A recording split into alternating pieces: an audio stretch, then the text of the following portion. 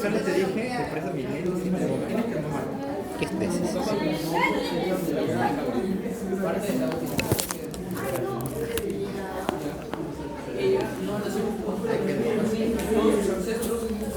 Se rompió. Esa mentira. Esta sí la luna.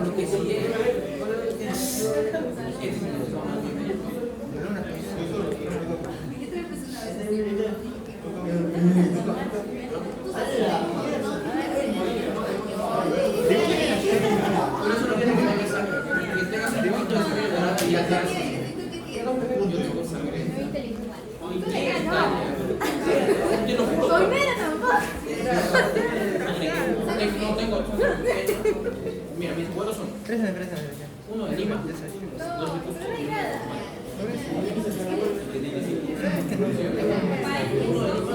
y una de Cajamarca. ¿Qué es de Lima? Se lo pasas con la negra.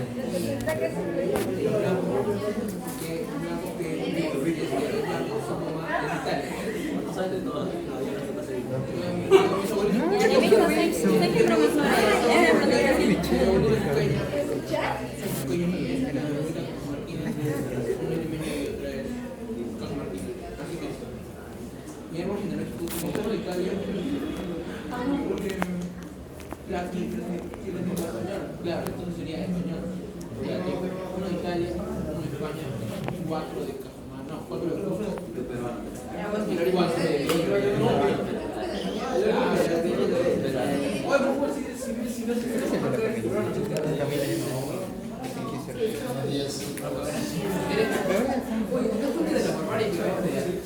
si naces en Cajamarca, no eres peruano, eres cajamarquino.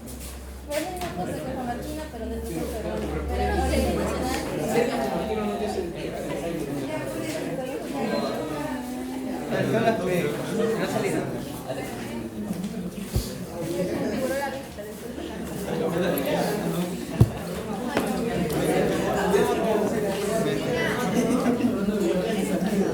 ¿Qué? Mío.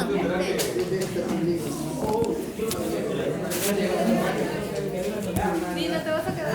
No, hoy no me quedo. Es martes aparte.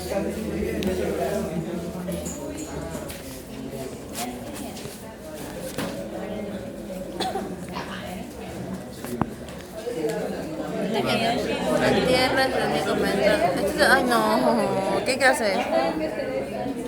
Universidad DDSS Carlos Sieler Seckley. ¿Se llama Carlos? Es otra persona. Universidad y ¿qué sería? ¿De qué significa DDSS? No sé, ahorita lo vas a ver.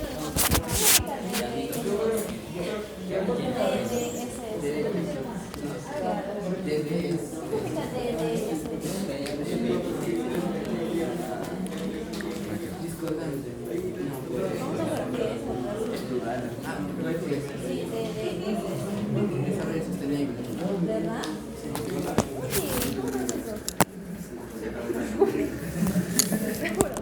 Yo sé cosas que ni ellos se van a leer.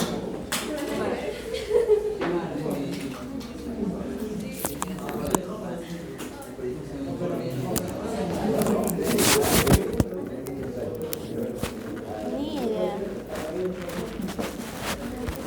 Solo sé que estamos hablando de biodiversidad, ¿no?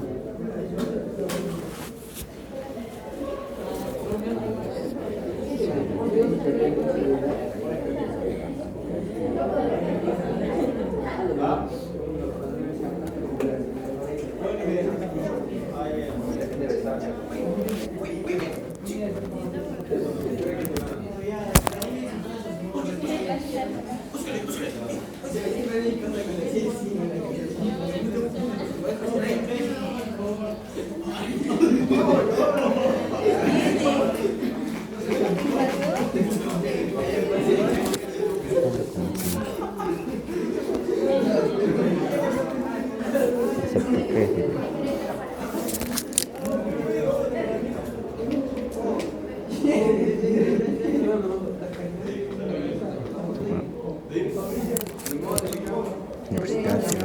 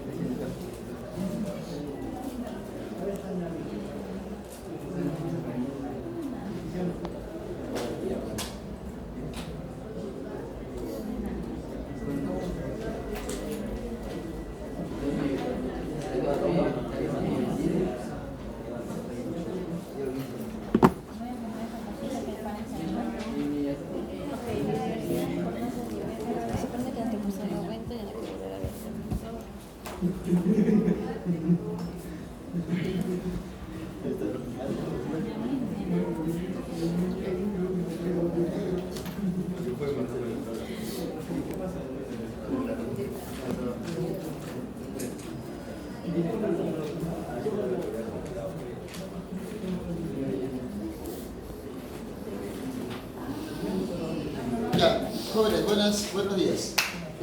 Hoy día vamos a trabajar un temita que es bien parecido al tema anterior, que habla sobre la biodiversidad y también sobre el desarrollo sostenible. El examen de admisión en San Marcos, en los últimos años se ha preguntado sobre todo de él, del desarrollo sostenible. Biodiversidad es un tema bastante manejable, bien sencillo. La parte que es un poquito más pesadita es el desarrollo sostenible, ¿ya? Entonces hoy ya voy a explicar tres cosas que me han pedido. De biodiversidad, ¿qué es? ¿Por qué se caracteriza? Después, ¿qué es el Perú? Si es un país biodiverso o megadiverso. Eso vamos a determinar qué es el Perú. Si es biodiverso o si es megadiverso. Y finalmente, sí, vamos a hablar sobre el desarrollo sostenible. ¿A qué nos referimos cuando hablamos del desarrollo sostenible? Comenzamos. Mira, el término, la palabra biodiversidad, te comento, se comenzó a utilizar en el año 1992. Escuchen. En 1992, distintos países del mundo se reunieron aquí en Río de Janeiro, que es una ciudad brasileña. Río de Janeiro, Brasil. Ya. Y en ese momento, cuando esos países se reunieron, convocados por la ONU, ¿sí? Los países fueron debatiendo sobre ciertos temas, ciertos problemas incluso mundiales. Y ahí comenzó a hablarse de la importancia de la biodiversidad. La biodiversidad son las plantas, animales y microorganismos, ahí dice, que están en el planeta. ¿Listo? Esa es biodiversidad. Plantas, animales, microorganismos del planeta. Y a la biodiversidad se la considera así, un recurso natural renovable, ¿ya? Renovable. ¿Por qué? Yo he explicado en la clase anterior que flora y fauna sí son recursos naturales renovables, se regeneran rápido. ¿Listo? Y entonces, mira, cuando se habló de la biodiversidad, se comenzó a hablar de por qué es importante, decía, y también se habló de algo trascendental para nosotros, que es los niveles. Las preguntas de examen de admisión no enfocan tanto en la importancia. ¿Por qué? Porque si son plantas, animales y microorganismos, es decir, que permiten hacer actividades económicas, que son fuente de alimentación y que abastecen a la industria. Eso yo lo puedo decir. Pero la parte que es más pesada es los niveles. ¿Sí? Hay 3 niveles de la biodiversidad. ¿Qué son los niveles? El cómo está organizado, porque la biodiversidad se organiza. Entonces se llegó a la conclusión de que el nivel de organización de la biodiversidad se da en función a qué? A ciertos parámetros biológicos. ¿Por qué? Porque son seres vivos, ¿sí? Ciertos parámetros biológicos nada más. No son parámetros humanos, ¿ya? Voy a ver esos parámetros biológicos. Los niveles son 3 y aquí están los 3 niveles.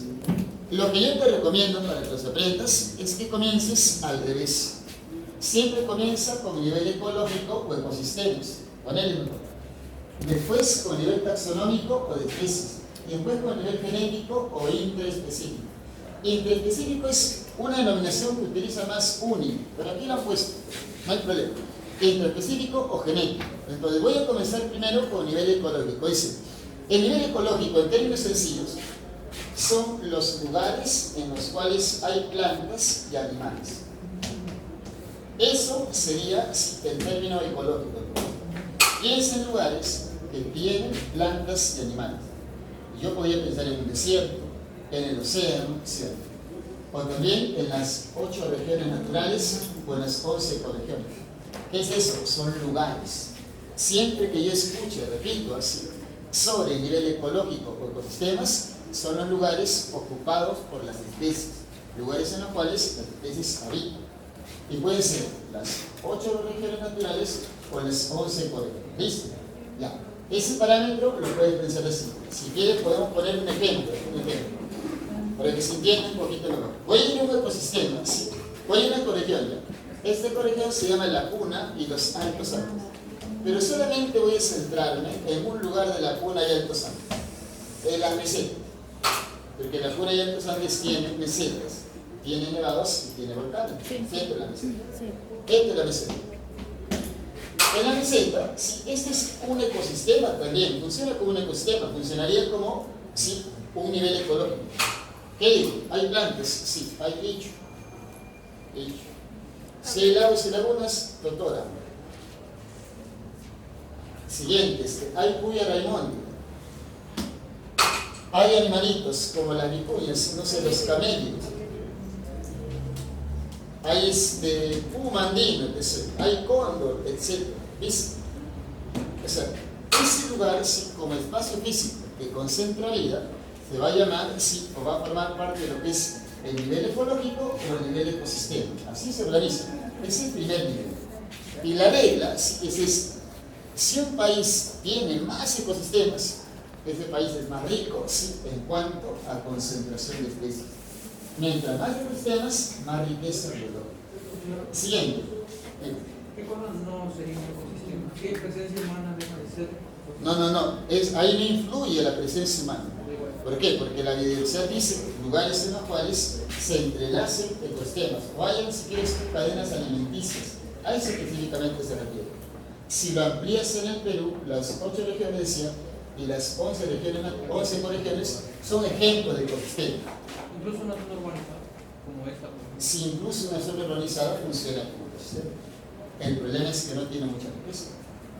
Es el problema. Yo no estoy hablando de riqueza, les he dicho la ubicación. Primer ejemplo. Siguiente, mira. El nivel taxonómico de especies sale de acá. ¿Por qué?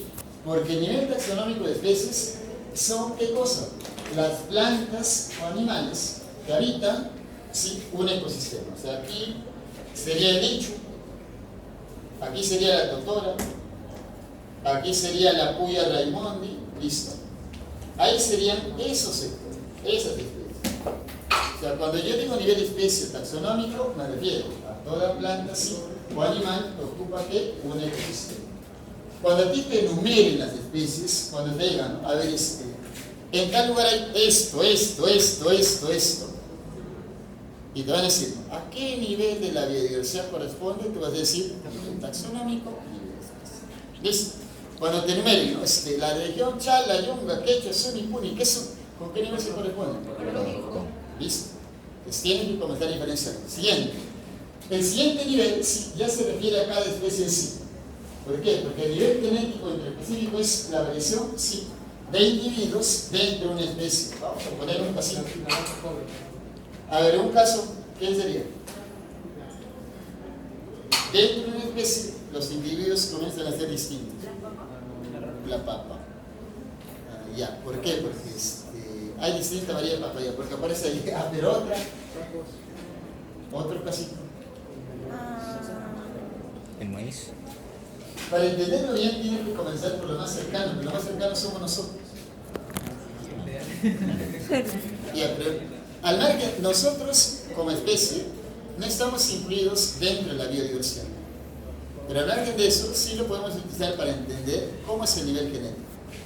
Formamos parte de una especie, pero como individuos somos distintos por la carga genética que tenemos. Cada quien tiene carga genética. Su papá, su mamá, etc.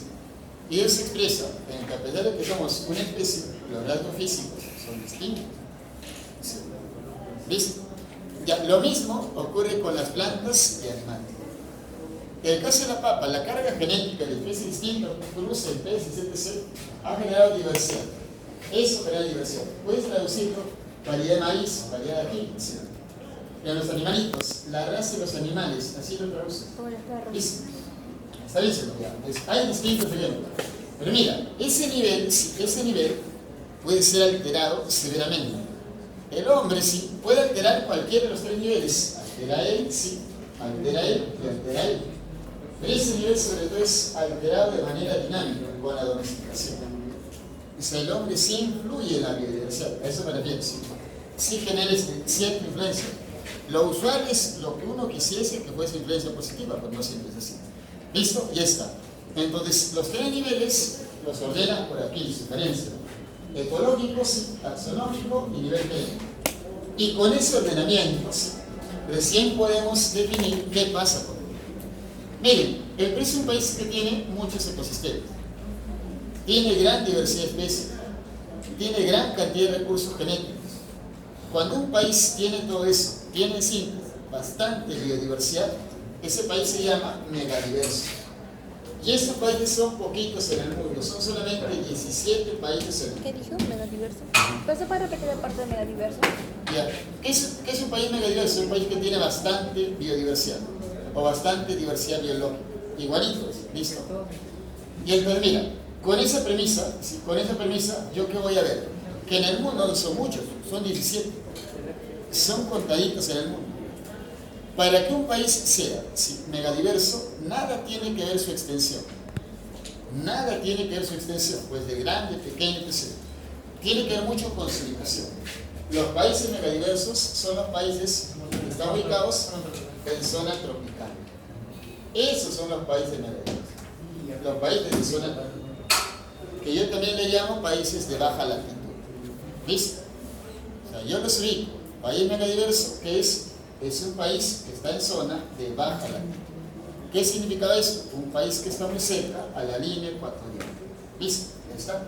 Entonces, por ejemplo, yo no voy a reconocer países megadiversos, ojo con esto, repito, porque sean grandes, no es cierto.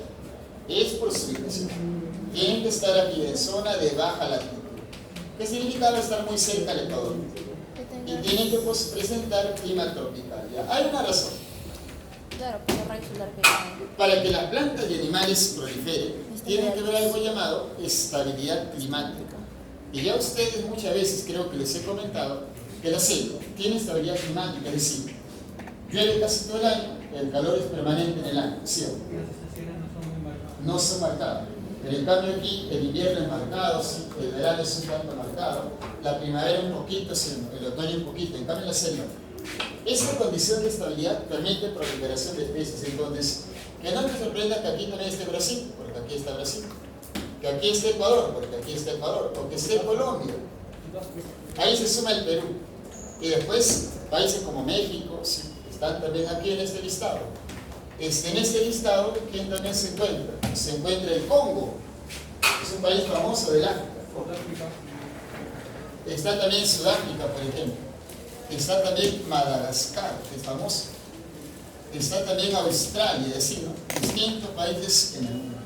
China también se encuentra, China. ¿Listo? Pero ¿cuál es la condición? Ser megadiverso, repito, sí, implica una situación de localización o ubicación. Es megadiverso aquel país que está en zona de baja latitud. Con eso basta. Con esa condición basta. Con esa condición es suficiente. Pero en el Perú, sí, esa condición se combina con otras condiciones más. Por eso que el Perú, a pesar de que es un país chiquito, territorialmente, es un país recontra rico, sí, en recursos de biodiversidad. El primer factor, ya le expliqué, ¿no? Es la baja latitud. Eso hace que la selva sea la zona más rica, pues, en especies de biodiversidad es la zona más rica. Y se aplica una regla, dice la ley, si estoy más cerca, sí, más cerca del Ecuador, más biodiversidad. Más lejos, menos biodiversidad. O también así, a menor latitud, más biodiversidad. A mayor latitud, menos biodiversidad. ¿Listo?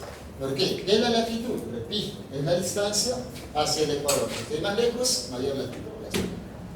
Esa regla, sí, se cumple siempre, siempre se cumple. Porque las zonas polares no tienen mucho. ¿Ves? Vamos a dar un ejemplito.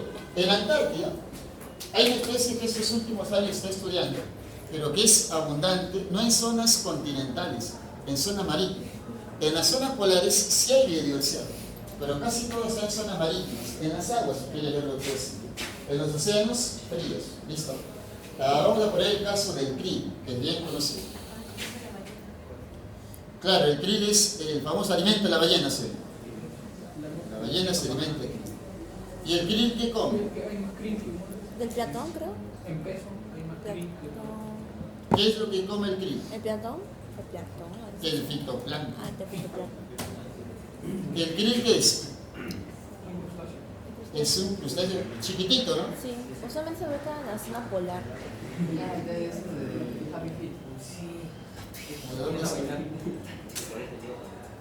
No es grande, chiquitito. Los humanos también lo pueden comer. Sí, los japoneses comen krill. Tienen derecho de extracción de krill en la Antártida, sí, y comen krill, que tiene carga proteica muy abundante. Como elementos nutricionales muy buenos. ¿Aquí a Perú no llega? No, aquí en Perú no, porque ellos han hecho investigación y tienen derechos de extracción en la Antártida. En Perú no. Entonces ellos son En Perú he investigado sobre otras cositas. Los japoneses, por ejemplo, han investigado eso sobre el krill. Te voy a comentar, quizás te sirva en un examen. ¿Qué se ha descubierto sobre el krill? El krill come el fitoplancton y el zooplancton. Vamos. Luego sabes tú la secuencia, ¿no? Todos los organismos, peces, ballenas, se alimentan del krill. Pero el krill, ¿por qué es útil? Por eso. El océano hace esto. Como tiene algas microscópicas, el océano hace fotosíntesis y capta CO2. Es decir, el krill o el fitoplancton absorbe carbono. Viene el krill y se come el fitoplancton, come carbono. En síntesis, el krill come carbono. Cuando el krill come carbono, evita que ese carbono esté en las aguas. Si el carbono estuviese en las aguas, es de contra nocivo. Cuando el krill come el carbono, lo procesa internamente y lo excreta. Y esas heces no afectan a las aguas oceánicas.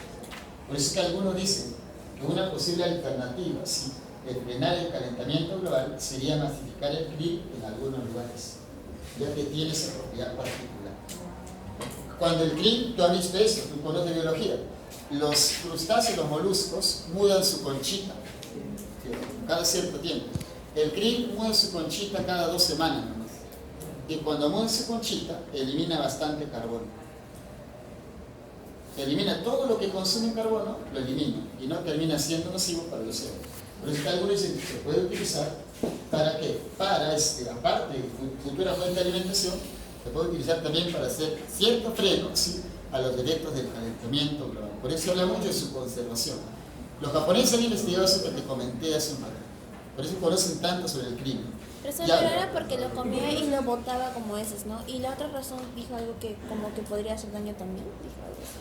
No, no es nocivo, es recontra beneficioso. ¿Y hay algún proyecto como para hacer que prolifere en otros mares? De ese proyecto justamente es el que Japón está impulsando. Pero Que se ¿sabe? puede Krill en producto. Sí, exacto. Pero tiene que haber ciertas condiciones de las aguas, pues, aguas heladas. Pero ¿saben qué beneficiaría sobre sus heces que los tira al mar? O sea, claro, se van a quedar en superficie capaz, pero para que frene el calentamiento global, ¿cómo usarían el carbono? Es decir, o sea, Es que lo que pasa es que las algas que están en el océano son como esponjas. Todo el CO2 ambiental, las algas lo absorben. El fitoplancton. Mientras más CO2, claro, el fitoplancton. Mientras más CO2, más absorben. Y cuando este CO2 en forma de carbono llega al agua, hacen que el agua se ponga ácida. Y la acidez mata crustáceos y moluscos. Pero como el krill se come eso en masa, evita que se incorporen las aguas oceánicas. ¿Viste? Las convierte en heces y ahí no son nocivos. Eso recientemente se ha descubierto, ¿no? Por eso es que quien lo descubrió, que fue Japón, con ayuda de chilenos y científicos chilenos, está impulsando qué cosas su masificación. Tiene un porqué. Entonces, pero en los polos no hay más peso. O sea, si tú le quitas al krill, al polo sur, el ecosistema marino incluso sería poco rico en biodiversidad. En zona continental no hay casi nada. ¿Sí? Zona continental de los polos, a eso me estoy refiriendo, Juan, ¿sí? No hay casi nada. Ahora, el primer factor entonces es estar cerca al Ecuador. Si quieres tú, baja la altitud. El segundo factor, ¿sí? El segundo factor, ¿con qué se encuentra asociado? Bueno, el segundo factor se encuentra asociado con la presencia de las cordilleras. Hemos visto ya varias veces, yo les he comentado esto, ¿no? El Perú tiene diversidad climática por la cordillera. ¿Sí? La cordillera genera sectores climáticos. Cada sector climático es un propio ecosistema particular. Y en cada ecosistema se desarrollan distintas especies de flora y fauna.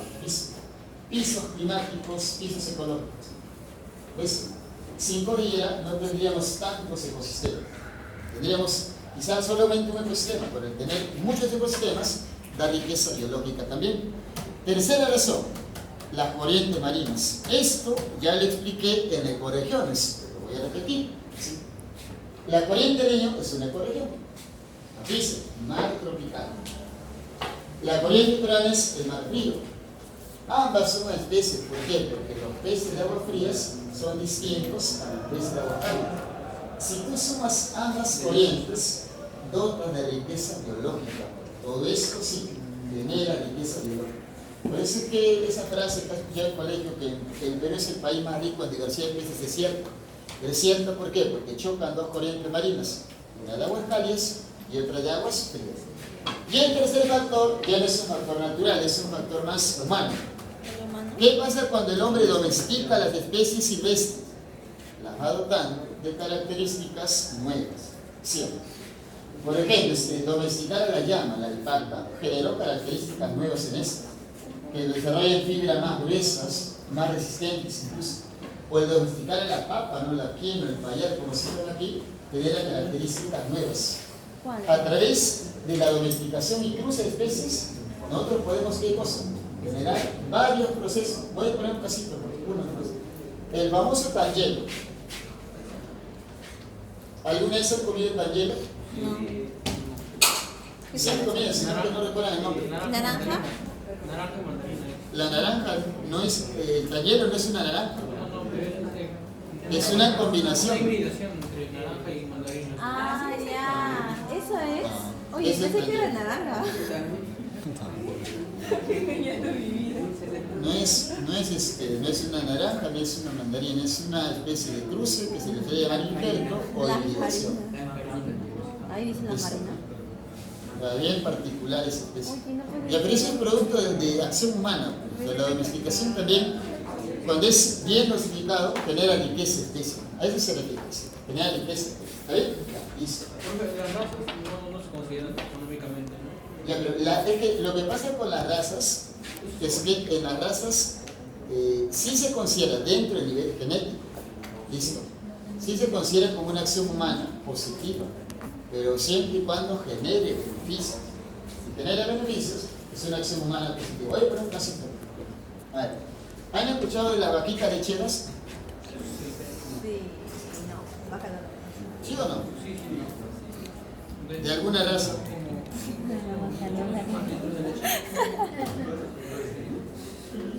Oye, ¿qué? Dan mucha más leche. Esa es la vaca clásica que todos conocen. Todos saben, la vaca de color blanquito y negro. Es una raza que se llama vaca Holstein. ¿Para Holz? Holstein. Es una raza holandesa que fue mejorada poco a poco con cruces de especies que destacaban en producción de leche. Y son las vacas grandotas. Si alguno conoce la agraria, en la Universidad Agraria se cría esa raza de vacas y produce bastante leche. Una puede producir casi 90 litros de leche al día. Que produzca eso es bastante. ¿Y cuánto? Pero es mejoramiento genético. ¿Y cuánta agua tiene que tomar para producir? No, es que comprende eso el alimento balanceado, forraje verde, el maíz o la chala, y gran volumen de agua. Es ya es agricultura intensiva. Pobre panza. Agricultura intensiva. Imagina que tú estás cargado ahí. No sé si han visto que hay ciertos toritos que son recontra fibrosos. ¿Ya? ¿Han visto? Sí. Es también mejoramiento genético. Está asociado con la domesticación. O sea, todo fue para mejorar las especies, para un gran beneficio del hombre. Inicialmente sí, pues el mejoramiento genético. Ahora, que se haya deteriorado ya es otra cosa, ¿no? Es inicialmente el mejoramiento genético. Entonces, si el hombre interviene con procesos de domesticación, eso termina siendo beneficioso. Si es que es bien orientado, ¿sí? ¿Por qué? Porque parte de la lógica de hacer un uso racional de los recursos, ¿ya? Pero ¿qué pasa si nosotros comenzamos a hacer un uso no tan racional de los recursos, sino bien un uso irracional? Eso se considera, genera algo llamado deterioro de los recursos. Deterioro de recursos naturales. Ya mira, esto se advirtió más o menos en la década de los 70. Escucha. En 1970, así como se reunieron los países de Río de Janeiro, en 1972, exactamente, los países se reunieron en Suecia, sí, en una ciudad sueca llamada Estocolmo. Se reunieron para debatir y conversar sobre distintos problemas que la humanidad estaba afrontando. Un problema era el uso inadecuado, excesivo de los recursos. ¿Listo? Tiempo después, en 1983, la ONU, ¿sí?, da una tarea a un grupo de funcionarios de la ONU y se forma una comisión de expertos, entre comillas, se llama la Comisión Brundtland. Esta comisión tuvo como tarea, ¿sí?, dar un informe, una recomendación sobre cómo podría ser o debería ser, ¿sí?, un desarrollo humano más perdurable en el tiempo. ¿Listo? Es decir, ellos plantean que un desarrollo humano perdurable en el tiempo debe ser primero sostenible, porque sostenible significa duradero en el tiempo, ¿sí?, constante en el tiempo, permanente en el tiempo. ¿Listo? Y es allí cuando recién en 1987 emiten una serie de recomendaciones en un informe que se llama el informe Nuestro Futuro Común. En ese informe, Nuestro Futuro Común, sí, se plantea el concepto de lo que ellos consideran debe ser el desarrollo sostenible, sí, opuesto a un desarrollo, sí, irracional. Dicen ellos que el desarrollo sostenible, sí, es aquel que cubre o que permite satisfacer necesidades del presente. Es decir, toda población va a tener necesidad, pero lo que se trata es de cubrirlas sí o sí. Pero para que sea un desarrollo sostenible, el hecho de que nosotros cubramos nuestras necesidades haciendo uso de recursos no significa desaparecerlos o deteriorarlos, ya que generaciones futuras también los tienen que ver. Entonces, solamente hay desarrollo sostenible cuando nosotros, al utilizar recursos, los conservamos para que los empleen también generaciones futuras. A eso se le llama desarrollo, sí, perdurable. o si quieres tú, desarrollo sostenible. Entonces, el desarrollo sostenible va a partir de un principio. Hay un principio que se tiene que cumplir sí o sí. ¿Cuál es el principio? Usa recursos. Sí, usa recursos. Pero permite que estos recursos sí perduren en el tiempo. Usa recursos, cubre tus necesidades, pero permite que estos recursos sí beneficien a más población. ¿Viste? O si quieres, en otros términos, usa recursos de manera conveniente. ¿Por qué? Porque los recursos del planeta sí son agotables. Tenemos que ver una forma de que este sea un desarrollo duradero. El concepto parte de dos principios adicionales. ¿Cuál es el primer principio? El primer principio se llama uso racional de recursos. Es el primer principio, el uso racional de los recursos. Y el segundo principio se llama, sí, la conservación. ¿Puede repetir, papá? Uso racional de recursos, es el primero. El uso racional implica, sí, un uso planificado, un uso ordenado, un uso correcto. Sí. Y el segundo principio, sí, es la conservación. O sea, mira, si tú quieres decir o plantear que cierta práctica económica es sostenible o fomenta el desarrollo sostenible, tienen que cumplirse las dos cosas: uso racional del recurso, sí, y su conservación. Por ejemplo, aquí no encaja la sobreproducción, porque sobreproducir significa no usar de forma racional recursos. Si tú sobreproduces, esa sobreproducción no tiene mercado, ¿viste? Es una producción más ordenada, producir según la demanda y necesidad poblacional, no producir en exceso. Eso tiene sí, implicancias negativas. Siguiente, el concepto surge entonces en el 87. Aquí surge el concepto. Y en 1992, aquí en esta reunión que se dio en Río de Janeiro, el concepto sí es aceptado por los países y los países dicen que en su territorio van a fomentar el desarrollo sostenible. Y para eso se comprometen firmando un documento llamado Agenda 21. Los países identifican ciertos problemas presentes en el mundo sí, y buscan darle solución. ¿Listo? O sea, espera, la Agenda 21, dijo Agenda 21. Sí, Agenda 21. Es el documento firmado por los países para que ellos se comprometan a garantizar que las actividades que se hacen en sus territorios están dentro sí, de la óptica, de la mirada del desarrollo sostenible. Es un compromiso firmado por los países. Listo. Ahora, ¿qué dice, por ejemplo, el documento como tal? ¿Qué dice el informe Nuestro Futuro Común, donde aparece el concepto? Cita que el desarrollo sostenible tiene tres pilares. El primer pilar es el pilar económico. ¿Listo? El primer pilar es el económico. El segundo pilar es el pilar ambiental y el tercer pilar es el pilar social. Para que una práctica económica sea sostenible, articula los tres. Si no articula los tres, no tiene nada de sostenible. ¿Listo? Es la articulación entre los tres pilares. ¿En qué consiste cada pilar? Usualmente la pregunta de examen suele ser: ¿en qué consiste el pilar económico? ¿En qué consiste el pilar ambiental? ¿En qué consiste el pilar social? Veamos. Primera situación. Pilar económico sí, se le llama así porque trata sí, de promover la generación de riqueza. O sea, el desarrollo sostenible dice esto: toda práctica económica tiene que generar riqueza. Siempre. O sea, no hacemos actividades económicas para no generar riqueza. Con esa riqueza podemos obtener beneficios sociales, mejores servicios, etc. Generemos riqueza. Pero el pilar ambiental sostiene esto: tiene que generar riqueza, excelente, pero sin deteriorar gravemente los ecosistemas. Porque en esos ecosistemas hay flora, hay fauna, hay biodiversidad, recursos que puedes aprovechar con el tiempo. ¿Viste? Uso del recurso pero para sin crear deteriorar, riqueza, pero conservando el ecosistema. Aquí no. Por eso que todo eso, que ahora todas las empresas que dicen, por ejemplo, una empresa minera que dice: oye, yo extraigo minerales, pero contamino agua, contamino aire. No, pero tengo mecanismos para reducir la contaminación. Yo cumplo con el pilar ambiental, porque el pilar ambiental dice reducir contaminación, reducir desechos. Pero una empresa como Coca-Cola que te dice: oye, yo genero riqueza, ¿sí? Utilizo agua, utilizo plástico. Pero a mí, ¿qué me van a decir? Que yo deterioro el ambiente si el plástico ahora lo reciclo. Porque eso es lo que dice Coca-Cola. Coca-Cola siempre define como empresa sostenible. ¿Sí?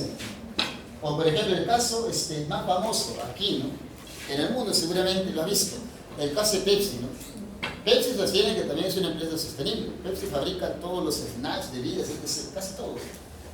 Pero ellos dicen, pero es así, pero se ha hecho un estudio, y ese estudio ha determinado que casi todo el plástico que está en el océano, un 70% es de Pepsi.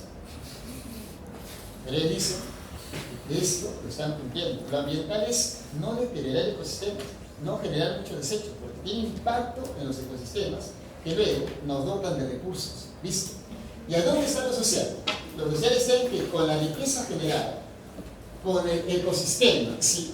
conservado de manera casi intacta o no tan alterado, nosotros generemos beneficios a la población, mejores servicios de salud, mejores servicios de educación. Eso se llama así igualdad social o equidad social.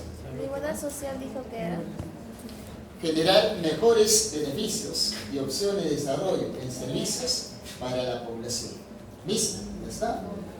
Entonces, se alcanza el desarrollo sostenible si los tres pilares están articulados entre sí, pero sobre todo, si este predomina. genera Lo malo mejor es beneficios que el pilar para que la predomina población. en la acción de las empresas es este. Eso es lo malo. O sea, la recomendación tal y cual, ¿sí? La ONU sostuvo en su momento, no se está ejecutando. Por eso que uno ve determinado un problema. Voy a poner un casito. Yo conozco un caso, te voy a comentar ese caso. Vamos a ver si esta empresa, que quizás alguno de ustedes va a trabajar con el tiempo de esta empresa. Cuando tomaron el tren eléctrico, cuando toman el tren eléctrico, ¿han visto que hay una estación que se llama Tocongo? No. Sí. Y su internet está lento.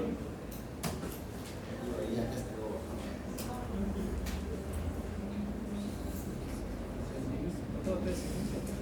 Ahí lento. ¿Qué parte del M? Es Villa María del Triunfo. En vez de que no existiera. ¿Esa misma? No se puede apreciar mucho, ¿no? Ya, mientras se acomoda, vamos indicando. Antes Villa María del Triunfo se llamaba Tocongo. Tocongo es una cadena de cerros que se encuentra al fondo de lo que hoy día es Villa María del Triunfo. Y en esa cadena de cerros crecían lomas a montón, lomas. Tiempo después, en los 50, se descubrió que esos cerritos tenían caliza. La caliza es la roca mineral esencial para hacer cemento. Sin caliza no hace cemento. La empresa que lo descubrió dijo, hay caliza, hay que aprovechar, generemos riquezas. Y entonces vino aquí y destruyó las lomas. Está extrayendo la caliza, y la caliza es la fuente de riqueza de la empresa. Pero la más importante es la caliza, y otras también, ¿no? Y hasta ahí uno puede decir, profe, la empresa está haciendo desarrollo sostenible porque cumple con el pilar económico, está generando riqueza, está bien, estamos de acuerdo, genera riqueza a un montón, da trabajo, excelente. El problema es el pilar ambiental. ¿Por qué? Porque resulta, si ves aquí, mira, pasa por la molienda, o sea, la roca es molida, y una vez molida, viene el viento. ¿Qué crees que es el viento? Esparce las partículas de polvo, y esa partícula de polvo llega a la población circundante. Yo sé que alguno dirá, profe, pero es culpa de la población, ¿por qué razón vive ahí? No, la población ocupó esa zona antes de la empresa. Antes de la empresa, no es que la empresa llegó primero y después la población. O sea, la culpa de la empresa. Sí, entonces, hay molienda y se pasan partículas. Si tú fueses un niño que vive allá, el problema severo, por ejemplo, es estos problemas respiratorios, ellos son severos.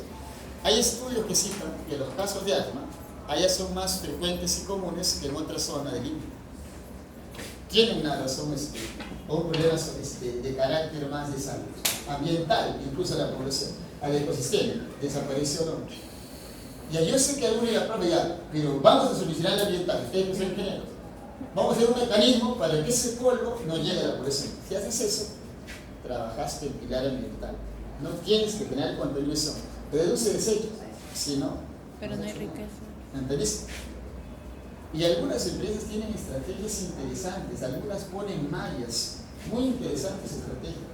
Otras empresas construyen, siembran árboles en los alrededores, es de bosques, porque el árbol capta la partícula del polvo, ¿Entendiste? Reduciendo que afecta a la población. Pero la empresa no lo hace, aunque la empresa se autodefine como sostenible. Se autodefine como sostenible la empresa. Siguiente, profe, ya, y lo social de la empresa, lo social es que paga impuestos y con eso hay mejores beneficios, pero adicionalmente, sí, o servicios para la población, pero adicionalmente la empresa hace algo que sí es interesante, que algunos podrían decir esto, no, profe, tiene un interés, pues. Si tú vas a los colegios de allá, los colegios que le piden donativos a la empresa suelta donativos. Hasta hace un tiempo habilitaba centros de cómputo, cuando estaban famosos así en los colegios. Casi todos los colegios de allá pueden tener centros de cómputo muy buenos, es que la empresa los habilita. Dice la empresa que es su responsabilidad social. ¿Entendiste? Con eso da mejores opciones de educación. En ocasiones habilita a las postas de salud nota de medicamentos, donaciones. Ya ves que es útil, ¿sí? Pero no necesariamente da solución a lo ambiental desde donde podría ser. Lo intenta hacer con lo económico, ¿viste? Dando ese dinero, ¿no?, a la población. Se supone que eso mejora sus condiciones. Ya está. Entonces, en el año 92 se firmó la Agenda 21, ¿sí? Y el objetivo era que, llegados al año 2000, por eso se llama así, nosotros alcanzásemos el desarrollo sostenible y que demos solución a problemas de carácter económico, ambiental y social que tienen los países. Ya en el año 2015, la Agenda 21 se retomó. Listo, esto ya no existe, escucha, fue un antecedente. El año 2015 los países han firmado un documento llamado Agenda 2030. Espera, en el 2015 ya no se más es la Agenda 2030. Sí, exacto. Se ha firmado actualmente la Agenda 2030. La Agenda 2030 es un documento interesante. Muchos hablan de él, poco lo han leído. ¿Qué dice la Agenda 2030? La Agenda 2030 dice eso. Es un compromiso mundial para intentar alcanzar el desarrollo sostenible llegados al año 2030. ¿Cómo así? Dando solución a 17 problemas que se han identificado en el mundo y que están vinculados con lo económico, lo ambiental o lo social. ¿Listo? Los tres pilares desglosados en distintos problemas o objetivos que se intenta dar solución. La primera polémica, cuando ustedes leen en internet, varias cosas en internet no son ciertas. O sea, se ha escrito en internet sobre la Agenda 2030, pero no se ha leído. Primera situación que no es cierta. Muchos que escriben en internet y que hacen videos en internet mienten cuando dicen que el documento es obligatorio. No es cierto. El Perú firmó la Agenda 2030, pero no es que al firmarla esté obligado a cumplirlo. Si el Perú quiere, no lo cumple. Nadie lo sanciona. No le pasa nada. Es un documento voluntario. Lo que sí, la Agenda 2030 tiene esto. Si un documento firma, si un país firma, y se compromete con su cumplimiento, la ONU da recomendaciones sobre cómo intentar dar solución a ciertas temáticas económicas, ambientales y sociales. Recomendaciones, si quieres tú las aceptas, si no, no hay problema. Son recomendaciones. Listo. Tercero, como es hasta el 2030, ¿sí?, una serie de problemas se están priorizando. ¿Por qué? Porque el objetivo central de la Agenda 2030 es reducir desigualdades, sean económicas, sean sociales. Los primeros objetivos siempre están vinculados con lo social, después con lo económico, y los últimos con lo ambiental. No interesa el orden, pero así están secuenciados. Tercero, hay 5 grandes temas que se intentan abordar: la situación de las personas o la población, la situación del planeta, la situación de la prosperidad, ¿sí?, y la cooperación mundial. ¿Listo? Esa es la situación. Vamos a ver ¿qué es lo que dice la Agenda 2030? Veamos. Como queremos alcanzar el desarrollo sostenible, ese documento es el que cita lo que los países van a hacer o podrían hacer como recomendación general y así solucionar esto, ¿no? Veamos, los 17 objetivos están acá. Algunos son polémicos, ¿no?, porque algunos siempre dicen no se puede, ¿ya? Al margen del no se puede, está como objetivo. Es interesante que esté como objetivo, si lo es. Primer objetivo, poner fin a la pobreza. Segundo objetivo, hambre cero. Tercero, salud y bienestar. Educación de calidad. Cada país anualmente da reportes sobre sus avances. Y el Perú ha reportado avances. El Perú ha reportado avances en esto. Pero lo más sorprendente para algunos es que el Perú ha reportado avances en esto. ¿Sí? Y el día que me dicen no, ¿cuál es tu argumento para decir que no puede haber avance en la educación? Argumento, no me dijeron, argumento. ¿Cuál es tu argumento? Argumento.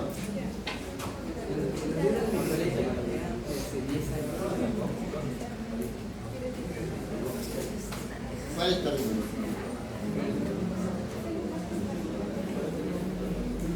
Porque todo se pone en función de argumentos, y un argumento tiene que estar basado en una información que tú tienes, no en un supuesto. Y es místico, porque mi profesor era malo. Tu profesor era malo, yo también soy malo. Por eso digo, no puedes decir, mi profesor era malo y usar eso como argumento.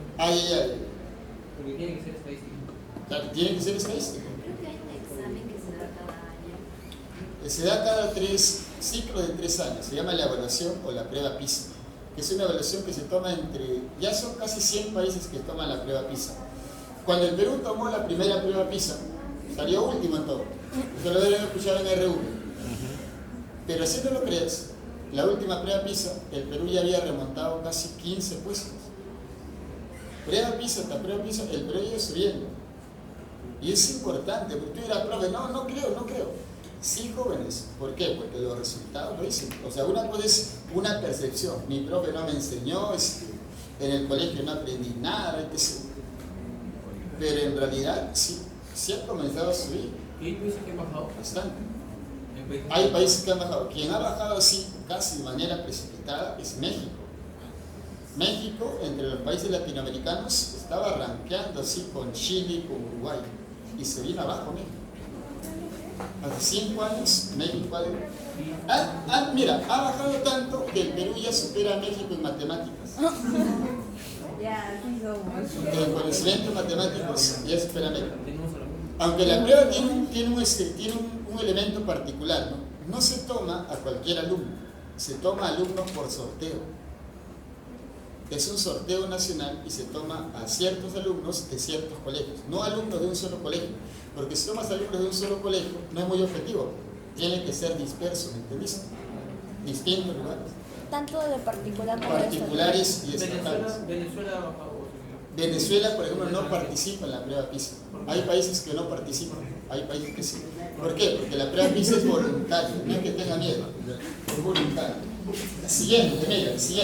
A ver, otro parámetro para decir que la educación ha mejorado, pero estadísticamente, ¿no han escuchado ustedes que las universidades peruanas se han posicionado mejor?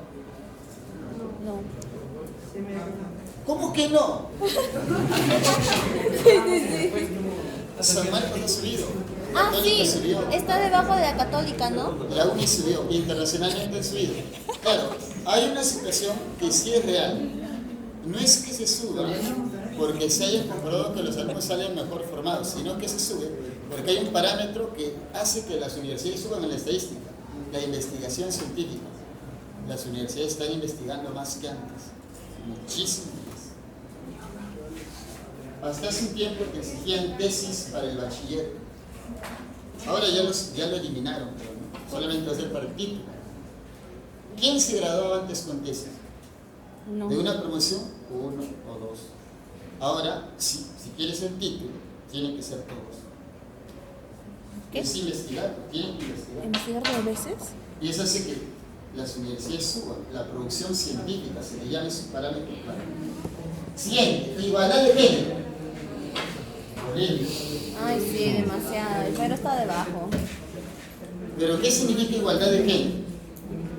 Ah, ya, sí, tanto en los derechos políticos como y también en la respetación acerca de Que el acceso a servicios, que el acceso a derechos sea equitativo, que sea más justo. Al margen, sí, al margen del género, masculino, femenino, de todo ese. acceso a derechos. Ya, ¿por qué razón se puso ese objetivo? Por los estudios que hicieron en los 90, pues en los 90 el objetivo, que una mujer podía hacer la misma tarea que un varón.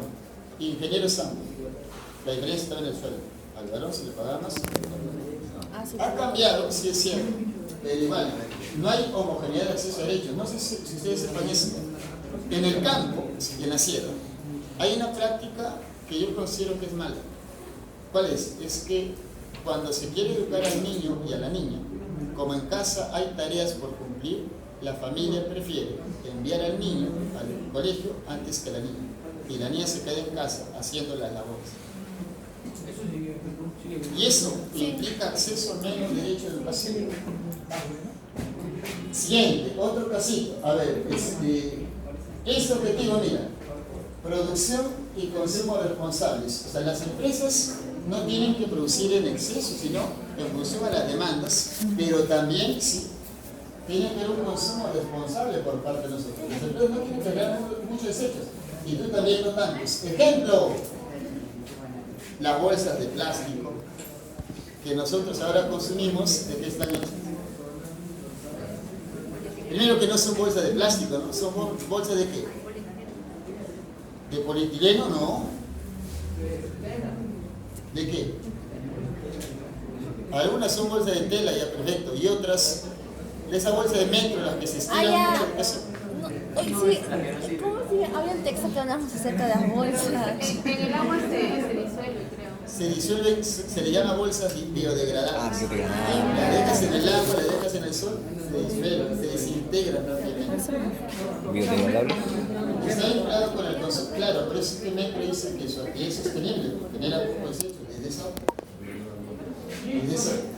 Siguiente casito, cuando se habla de estos dos objetivos, es conservación de especies marinas, no contaminar fuentes de agua, por ejemplo, y aquí es conservación de ecosistemas terrestres, no deforestar, clase anterior, reducir la deforestación, fomentar la reforestación, sembrar árboles, crear áreas naturales de protección. ¿Listo? ¿Ah? Listo. ¿Qué más? Una situación más antes de retirarnos. Acción por el clima. ¿Eso con qué está vinculado? Con todo acuerdo, convenio, que un país haya gestionado o haya generado para sumarse a luchar contra el cambio climático. Por ejemplo, el llamado el Acuerdo de París. A ver, la acción del clima, ¿qué dijo, profesor? Sumarnos a acuerdos o convenios que luchen contra el calentamiento global y el cambio climático. Ejemplo el Acuerdo de París. ¿Listo? Ya está. Ustedes van a resolver las preguntas. Acá hay anexos, estos son anexos sobre los objetivos. Son anexos y van a resolver las preguntas. Y aquí están todos. Sobre todo resuelvan esta pregunta que es la número 4, que es una pregunta que vino en examen de admisión. El día sábado voy a subir el solucionario para que puedan hacer la pregunta. No las van a hacer.